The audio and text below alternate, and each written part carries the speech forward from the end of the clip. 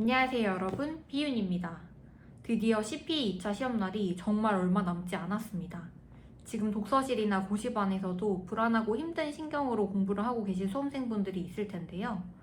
그래서 이번에는 CPA 2차 합격 수기를 한번 풀어보려고 합니다. 저는 초시 사유로 합격을 했는데요. 제 첫 2차 점수 한번 보실래요? 세법 58점, 재무관리 58.5점, 원가액에 57.3점, 단 1, 2점이라는 아주 근소한 차이로 불합격을 했어요. 이렇게 아깝게 시험에 떨어졌지만 저는 제 능력에 대해 실망하고 의심을 하기보다는 올바른 전략을 짜면 무조건 합격할 수 있겠다고 생각을 했습니다. 실제로 다음 2차 시험에는 전략을 완전히 바꾸었더니 공부량은 이전과 비슷했는데도 나름 고득점으로 최종 합격을 했습니다. 오늘 영상에서는 과목별 공부 방법부터 빨리 합격하는 마인드셋, 스터디 활용법, 그리고 실전 주의사항까지 제 노하우를 전부 털어드릴 테니 딱 집중해주세요. 저는 사유생이지만 학기 병행을 했습니다. 주변에서는 공부 시간이 부족하다고 무리라고 했지만 저는 졸업 후 12월 입사가 목표였기 때문에 그에 무조건 복학을 했었어야 했어요. 지금 생각해보면 합격이 확실하지도 않은데 12월 입사를 하겠다고 복학을 했으니 참 당돌했던 것 같습니다. 하지만 결국 저는 그해 12월에 입사를 했습니다. 여러분, 남들은 다 무리라고 하더라도 나를 믿어주는 강력한 목표를 한번 만들어보세요. 스스로를 믿어주는 마음이야말로 불가능해 보이는 목표가 이루어지는 첫 단계입니다. 룰 만들기와 마인드셋. 계획에 얽매이지 말고 규칙 하나만 지키세요. 저는 P성향이 강한 사람입니다. 그래서 몇 시부터 몇 시까지 공부를 하고 일주일 동안 무슨 책을 끝내고 이런 웅장한 계획은 짜도 못 지키더라고요. 대신 저는 하루에 순공 시간을 딱 정해두고 무슨 일이 있어도 그 규칙 하나만을 지키는 것을 목표로 삼았습니다.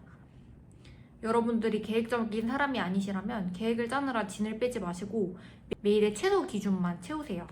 그리고 공부를 대하는 방식과 자세도 정말 중요합니다.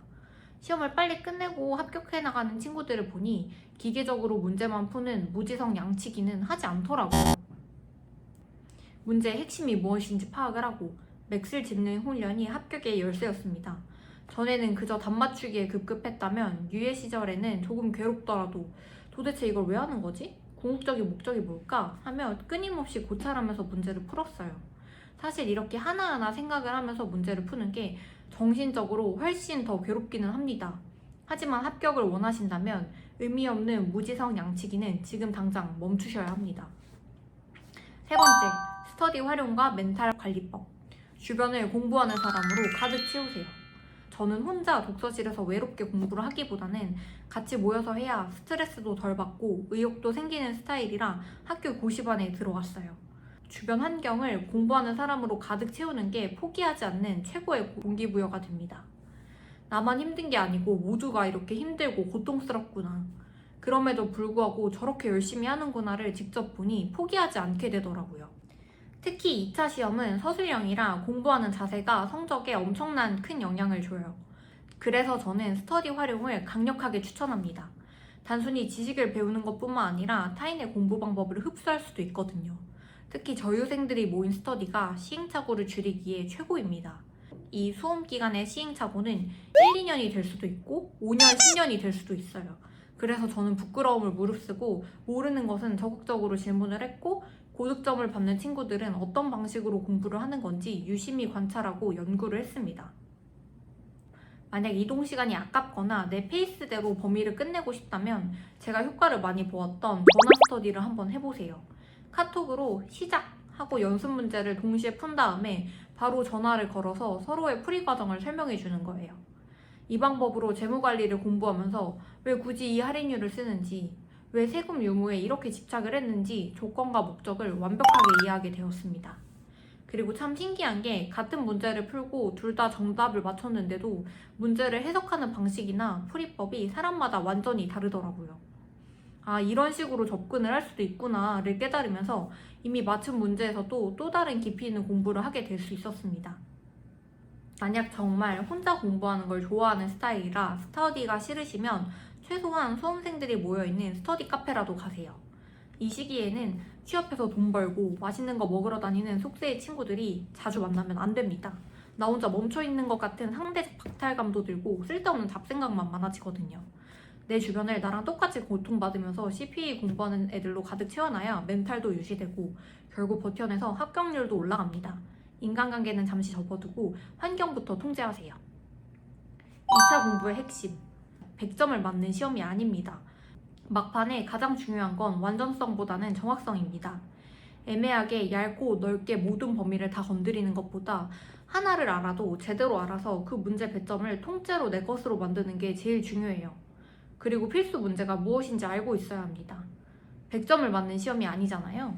예를 들어 2021년 기준으로는 세법은 금융소득 금액을 구하는 문제, 재무관리는 CAPM이나 기업가치 구하기, 원가는 종합원가 계산이 무조건 나옵니다. 시험 직전인 지금은 이렇게 무조건 나오는 묵직한 주제들에 완전히 치중을 하셔야 합니다. 5번째, 출제자가 문제를 낼 때 내 안에 어떤 능력을 시험하고 싶어 하는지 파악하면 답안지 쓰기가 훨씬 쉬워집니다. 세법은 전체적인 주제를 펑크내지 않고 가볍게라도 다 알고 있으면서도 정교한 꼼꼼함으로 함정을 잘 피해가는지 테스트하는 과목입니다. 함정을 조심 또 조심하세요. 재무관리는 기업의 가치를 계산하는 과목이에요. 가치계산법이 적용 모형이나 주어진 자료의 제한성에 따라 달라지는 것일 뿐 사실 원하는 건 하나입니다. 그래서 목차를 포괄적으로 아우르는 공부가 중요하다고 생각을 해요. 일단 각 주제를 먼저 공부하고 주제별로 특정 조건 하에서 적용 가능한 공식을 알려주기 때문에 문제가 주어졌을 때 어떤 공식을 쓸지 파악하기만 하면 문제 풀이는 아주 쉽습니다. 그리고 소수령의 장점을 최대로 활용할 수 있는 과목이에요. 정답을 몰라도 당황하지 마세요. 내가 논리적으로 가정을 세워서 나만의 정답과 생각을 답안지에 쓰고 나오면 배점을 많이 받을 수 있어요. 원가 관리는 자료 정리가 전부입니다. 문제에서 주는 자료를 해석하고 정리만 할 줄 알면 되는 과목이에요. 그렇기 때문에 다른 과목보다 막판에 모의고사를 봤을 때 효과가 가장 좋은 과목이기도 합니다. 문제가 아무리 복잡하게 꼬여 있어도 자료만 차분히 나열하고 정리할 줄 알면 정해진 공식으로 빠르게 풀 수 있어요. 결국 스피드와 정확성 싸움입니다. 감사는 왕도가 없습니다. 학급에 나오는 조사, 단어 하나하나까지 정확하게 통암기 하세요. 저는 시험 직전에도 일주일 1회독, 3일 1회독, 2일 1회독, 하루 1회독으로 법의를 압축하면서 총 9회를 돌려 머리에 새겼습니다. 덕분에 시험날 중간에 화장실을 다녀와서 마지막 문제를 풀지 못했는데도 앞부분은 무조건 다 맞았다는 확신이 있어서 마음 편하게 다녀왔어요. 자, 이제 마지막으로 시험장 당일날 여러분들이 머릿속에 꼭 새기고 가야 할 실전 주의사항을 짚어드릴게요. 첫 번째, 문제는 절대 순번대로 풀 필요가 없습니다. 시험지를 딱 받았는데 1번 문제부터 단번에 풀기 어렵다면 주저하지 말고 바로 2번으로 넘어가세요. 지금 과감히 넘겨야 다음 문제를 풀 기회가 생깁니다. 여러분, 시험장에서 제일 무서운 게 뭔지 아세요? 어려운 문제를 붙잡고 시간 다 날려서 뒷부분에 아는 문제가 있는데도 읽어보지도 못하고 통백을 내게 되는 상황이에요. 아예 백지로 내버리면 베이스업이나 부분 점수를 챙기지 못하고 그냥 0점 처리가 됩니다. 아까 재무관리 제가 82점 맞았다고 했죠? 저도 모르는 문제 스킵하고 아는 것부터 조금씩 푼 다음에 남은 시간에 제 논리를 쥐어짜서 썼기 때문에 가능했던 거예요. 백지는 절대 내시면 안 됩니다. 두 번째, 시험 하나 망쳤다고 멘탈 놓지 마세요. CPA 시험은 진짜 신기한 게 내가 책임감 망했다고 생각한 과목이 나중에 결과를 보면 채점 과정에서 합격 점수가 나오는 경우가 수두룩합니다. 이건 진짜 결과를 까봐야 아는 거예요. 그러니까 절대 시험 중간에 수험생 커뮤니티 같은 곳 들어가지 마세요.